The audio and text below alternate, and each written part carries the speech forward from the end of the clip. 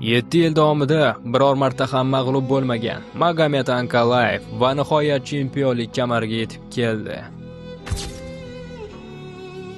Jimlik oltin deyshadi, ammo MMA olamida bu maqol unchalik ham o'zini oqlamaydi.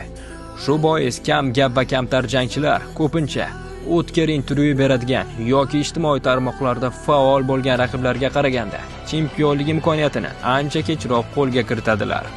Bunga yorqin misollardan biri Magomed Ankalaev.